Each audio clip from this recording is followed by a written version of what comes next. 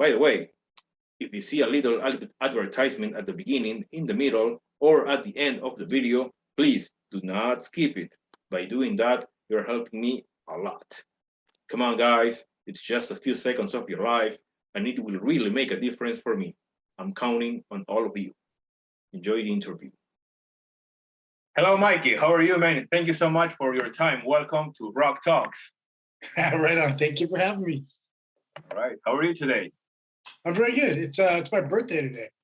Oh, really? Oh, happy birthday, man. Thank you very much. Yeah. That's awesome. That's a first for me. An interview on a birthday. Thank you. Congratulations, man. Yeah, thanks, man. Wish you the best. So let's start talking about your new band, Woyote, right? Did I say that correct? Yeah, you got it right. All right. So tell me about the musical direction of this new project, because in my opinion, it sounds really different than your previous bands. Yeah, see, Woyote, it was a project that I started with a friend of mine in Belgium, in Europe. His name is Yari, and he had another band called So We Collide, and I started producing a record for him, and the band he was in just kind of wasn't working in the studio. And I really tried to make it happen, and unfortunately it just wasn't working out. But working together, Yari and I realized we had kind of a connection musically. So he contacted me a couple weeks after that kind of fizzled out the record I was doing with him, just wasn't working, and asked me if I could write songs for him. And he would like to put another project together. And I was like, sure, I would love to write some music with you. So we started writing some stuff. Actually, I started writing the stuff, and he was kind of learning it as I was writing it. And we had another singer, a tattoo artist out in Belgium, really good tattoo artist named Jules. And we started putting these songs together, and it was coming together so good. I decided, hey, let's put a band together around this project. I want to be involved as a member of the band. So, yeah. So I reached out to some friends of mine in Belgium, three guys that I know out there. One of them is Charles. He's the drum tech for Channel Zero. You know, he's my guy. And another guitar player named Quentin that I love so much. And we just started writing and recording. And then we started rehearsing. And our bass player, Seb. I can't forget about Seb. Anyway, we started rehearsing and realized real quickly that the singer wasn't working out. He couldn't do it live. Oh, really? So we had all this music and we put all this time into it. And then we realized the singer really couldn't pull it off live. So I put everything on hold and started thinking about a singer. I really liked the project. I love the music, but we didn't have a singer now. So I had this idea to reach out to this very good friend of mine from a band called Gemini Syndrome, Aaron Nordstrom. I don't know if you know this band, but they're amazing. And he's an amazing singer. So I sent him the music that I was writing, and I asked him if he'd like to be involved, and he was immediately back. Yes, he would love to work on this project with me. So what we did is we pretty much threw away most of the songs that I had already written with the other singer. I reached out to Chris Collier, a producer who's produced last two Korn records, Prong, a lot of stuff. He's a super amazing producer, really good friend of mine, really nice guy. And I asked him if he'd like to be involved. And he said, yeah, let's give it a shot. So we went down to Las Vegas where he lives, Aaron and myself, and we started writing. And actually the first song that we wrote was Atlas Shrugged, the single. Which is already out, by the way. You can find it on YouTube. Yeah, it came out just last week. It's getting really good response. But we sat back. Man. Thank you so much. I appreciate that. Yeah, thank you. We sat back like, oh, that's the first song we ever wrote together. And we looked at each other like, damn, I think we got something cool here, man, you know? And, yeah. So since then, we wrote an entire album. And now we're dropping singles. We dropped our first one, Atlas Shrugged, last week. And in 3 more weeks, we're going to drop another one called Shine. And we're planning to every 4 to 6 weeks dropping another single until early next year, 2023, and then maybe just compile the entire record and release that. So the fans will get the chance to listen to these singles on Spotify, YouTube, all the platforms. You can go to Spotify right now, look up Woyote, look up Atlas Shrugged. It's our first song. There's only one song on Spotify. And become a monthly listener, like it. And then from then on, once you like it, every time we release a single every 4 to 6 weeks, you'll get an alert of some sort saying, hey, there's a new song from Woyote. And we're going to consistently be releasing songs for the rest of the year. All right. So the first LP maybe next year or by the end of the year? Yeah, basically the compilation of all the songs I'm going to release. I'm going to release 6 to 8 songs over the next 5 to 6 months. All right. You know, and then we have 11 to 12 songs, depending on the last 2 that I just wrote. If they're going to make the record, we're still contemplating because Aaron's got to finish some vocals on those. We'll be able to release something from between 10 and 12 songs in probably February 23. Oh, all right, all right.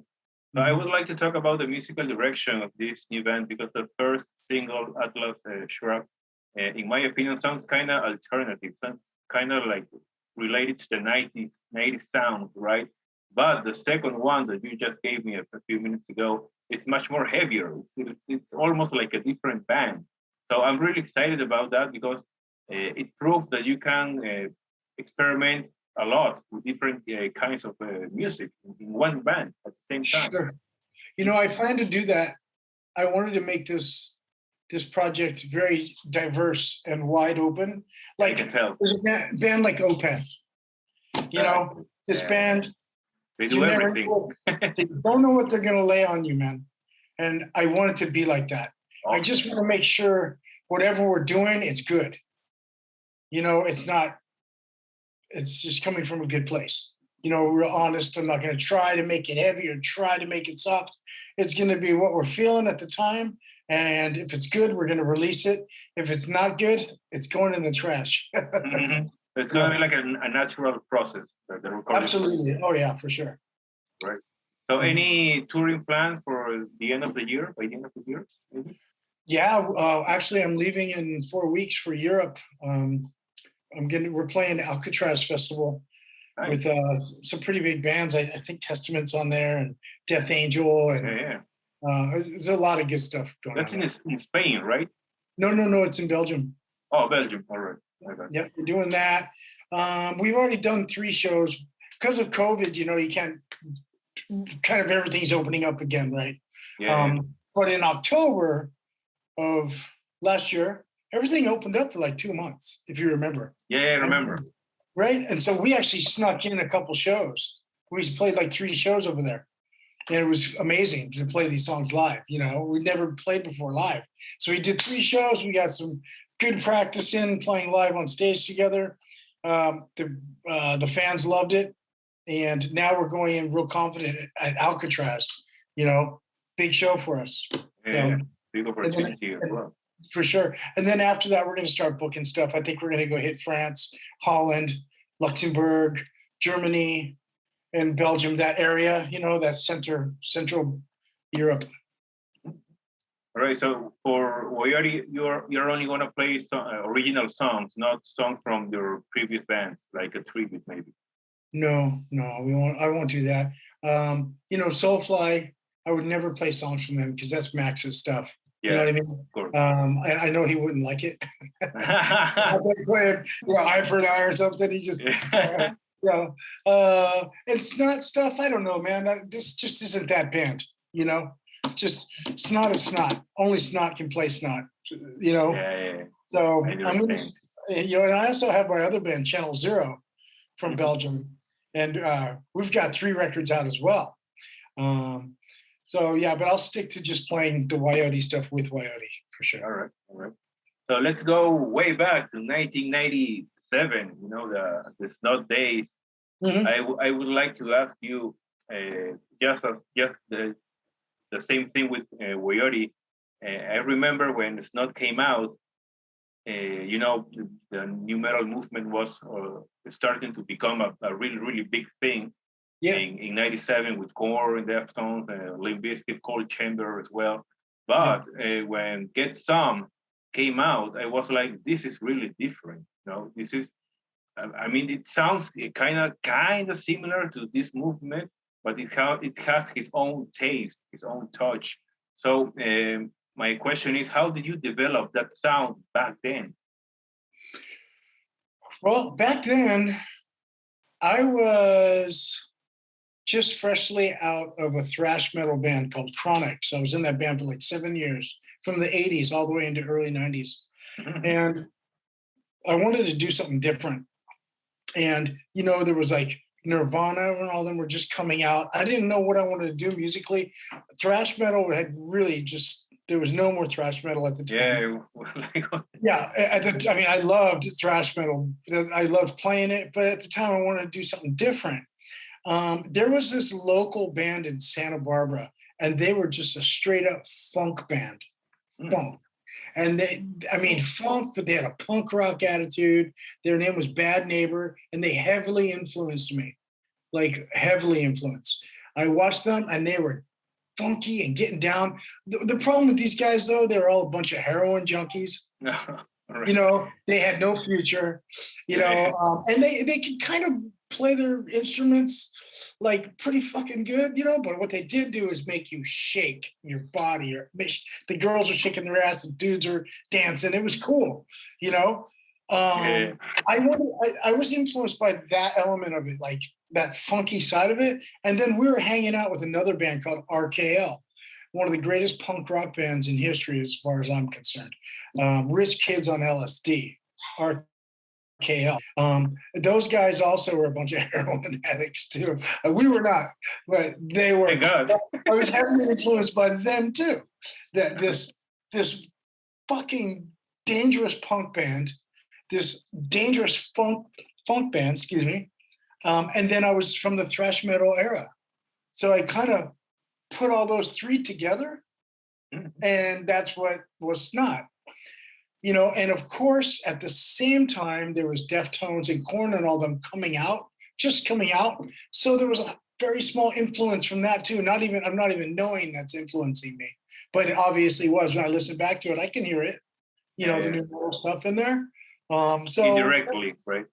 Indirectly, yeah. So that's basically how Snot gathered its sound, along with Lynn Straight, our singer. He was very much a punk rock influenced guy. Yeah, totally. He worked with No Effects as a tech. He worked for RKL as a tech. He drove their vans. He was very much punk rock guy.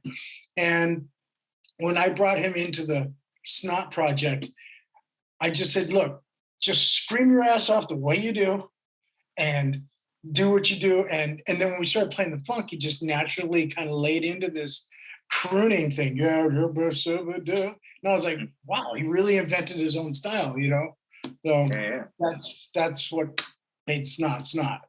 Yes, for sure, totally. Because the music was very original, but the vocals at the same time as well was really different. So you put all those two together, and it was like almost a complete different thing back then. So that's why that album was that important for that movement. It's still like 25, 26 years later, many people still talk about that album, right?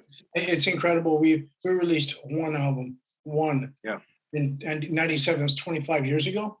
Yeah. And people still, it stood up. It stood the test of time. People still talk about it. There's this like cult fan base, which I really appreciate it, but it's hard to believe actually, Yeah, totally. Yeah. All right. So how difficult was it to get and record all those guests on the next album, Straight Up? Straight Up. Well, we were actually started working on writing a new album for Snot.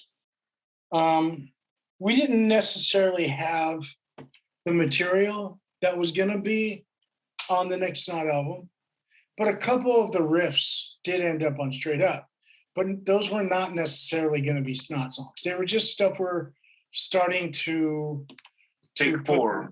yeah, just take form. Pre-production, right? It might have just been thrown in the trash. I don't know, you know. Maybe. Yeah. But after Lynn died and passed away, John Toomer, the bass player, John Fonestock, and me, you know, we would kind of listen back to these ideas and go, man, you know, it'd be so cool if we could do like a tribute. I don't know. We were kind of lost. I don't think I would do it now, being an older man. I don't think I would go make a tribute. I would just let it go. And I don't know. Tributes are funky. They're hard to do right. And that was very hard. But our drummer didn't really want a part of it. And Sonny didn't want a part of it. So we reached out to Shannon Larkin he's in Godsmack, you know, and at the time he was an Ugly Kid Joe. He's a very close friend of ours and mine. He actually helped me put Snot together. And he said he would gladly play on the record. So we reached out to our manager, Snot's manager, Nick Adler, and said, what do you think? He said, let's do it. He paid for it, paid for the recording and all that. We started laying down songs, and then we started making phone calls, and it was fucking hard, man. We called Serge from System of a Down, Fred from Limp Bizkit, Jonathan from Korn, you know, Mark and Brad, Max Cavalera. That wasn't so hard because we were really close friends with him. I was actually in Soulfly at the time when I did Straight Up. So. Oh yeah. You know, right. yeah. So I just called him, hey, dude. Yeah. And we had all Brandon Boyd as well from Incubus, right? Brandon's on there, you know. Yeah. I mean, Des from Cold Chamber was on there. The guy from Head PE, the singer. Yeah, he was on there. Everybody. Everybody at the time, you know, and at the time, you know, the loss of Lynn affected those guys because we toured with all of them, and we were kind of the band that was gonna blow up out of all of us. Nobody was real big yet. They were getting there. Yeah. But everybody was like, this band, Snot, you know? And then when it was taken away from them, us, we lost Lynn, they were on board. They said, yeah, let's do it. So I had booked a studio in Santa Monica, California called 4th Street Studios. It's where we did all the early Snot demos, you know? Other than the one we did with Dave Fortman, we did those demos there. And I started recording the music. And whenever a singer would come into LA to perform a show, we'd drive over, pick them up, bring them to the studio. You know, Corey Taylor from Slipknot, for instance, he's on there too. I drove over to the Palladium. They were playing 2 nights sold out at the Palladium, Slipknot. Jumped in my car, drove back. We recorded the track. I drove him straight back, and he jumped on stage and did a show. You know, Korn was in town. My buddy Nathan Cox, he actually did the song with Jonathan. He went over, got him, brought him over. So that's kind of how we did it. We just pieced it together. It was difficult, man. It was hard. This was 99, right? 2000. 2000 already. Oh, all right. Yeah. All right. 99, 2000.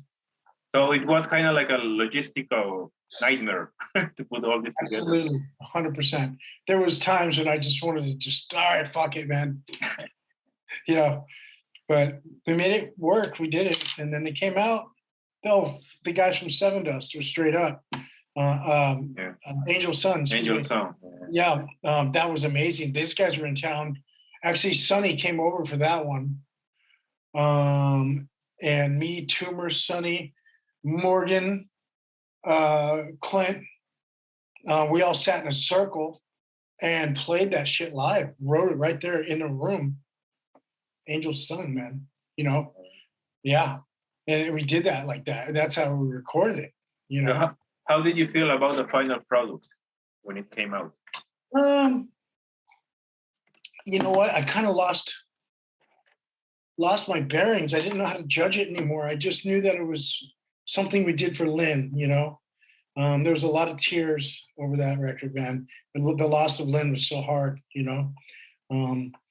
It was very bittersweet, I guess, you know? But there was also, yeah, it was very bittersweet. Also, I didn't like a lot of that album because there was a record company behind it, Epic Records, you know? Yeah, they came in. God, what the fuck's the name of that small label that was attached to it? I can't remember. It was so long ago. They came in and started telling us that we couldn't do this and we couldn't do that. They Immoral, controlled, maybe? huh? Immortal? That was Immortal, exactly. Yeah.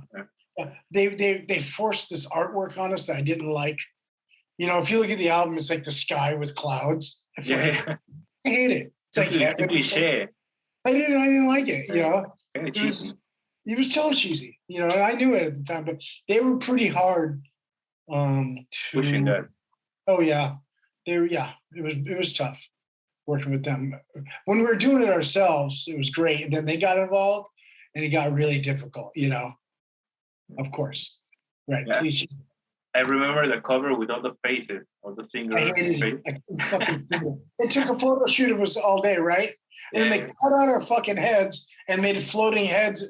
And when I saw it, I was like, what the hell is this? I was so embarrassed, you know? Like, I remember because that album came out when I was like 15 years old. I was in high school, and me and my buddies were trying to find out which one was Corey from Slipknot, because back then Corey was in full mask all the I time. don't think he made it on there. He wasn't on there, was he? Was he? I think he did, right? Yeah, I think he did.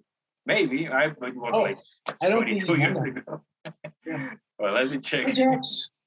Want to say hi? Come here. Oh, goodbye. That's my son. All right. So, please tell me, which is your best memory about working in general with Lynn Strait? I guess it would be, I mean, there's so many, man. So fucking many. I mean, honestly, when we all lived together. Snot had one house. We all lived in the same house as roommates in Santa Barbara. Mm. We also rehearsed 1 mile from the place where we lived. You know what I mean? You know, so we would wake up, breakfast, right to rehearsal, writing this album. You know, that time, I wouldn't say one memory, man. It's that time when we were just so focused, you know. Then we go play shows, you know, and they were packed and sold out. It was so fast, man. I swear, we started playing within 3 months of our first show. We were selling out everything. It just happened. Boom. You know. So me and Lynn had some serious, like, wow, we fucking did this, man, moments. You know, can you believe it? And then we got the brotherhood. Yeah. And then we got a deal with Geffen Records for $500,000. You know, a punk band named Snot. We're blown away. You know. We found ourselves down in Los Angeles selling out the Roxy, the Whiskey, Troubadour. Anywhere we played, it just sold out. Couldn't even get in. So we had a lot of great moments. Right. So what's the current status of Snot nowadays? Oh, right now it's definitely on hiatus, you could say. I mean, since Lynn passed away, we've tried to go out and do shows. You know, we had a couple singers help us. We did some successful gigs with these guys, but it never really has that same spirit that when Lynn was alive. Yeah. So it's rare. I doubt we'll ever do it again, honestly. But I shouldn't say that because you never fucking know. Yeah, you know. You know, there was one guy there was two guys. We had Tommy Vex and my buddy Carl Bensley. And Carl did a great fucking job. And he went on tour with us in Europe, sold out shows. It was great. Tommy Vex just owned it, man. Like that dude, he was close to Lynn. Like, I don't know if you ever heard it. It was amazing. You know, I just don't see us finding anybody again that is that good. So no touring plans or recording plans neither for Snot. Well, me and Jamie and Toomer, John Funnestock, we actually did get in the studio and we wrote new Snot songs. I have them. How many? 6. There's no vocals. We just wrote these jams, and they're laid out really well. You know, they're good ones. It sounds like Snot. It's got that funky, punk rock attitude for sure. Awesome. But Cool. we don't have a singer to sing on them, so they're just sitting in our Dropbox. And when did you record all these 6 songs? This would be maybe 4 years ago. Oh, so it's that old already. Yeah, 3 or 4 years ago. Maybe you can try to do a straight up part 2, 6 different singers. We've actually talked about it, but again, I don't think that'll happen. Yeah. Mhm. So no future for Snot. I just don't see it, man. Like, I don't know. You know? Yeah, I mean, Jamie's in Bad Religion now, our drummer. He's fucking busy. Yeah, You know, Sonny's doing his thing. You know, Rock to Recovery. He's in recovery for, addiction. He's very tied up with that. Toomer, he's probably the one guy that would do it with me and like that. He would do it. He's got a great spirit, great attitude.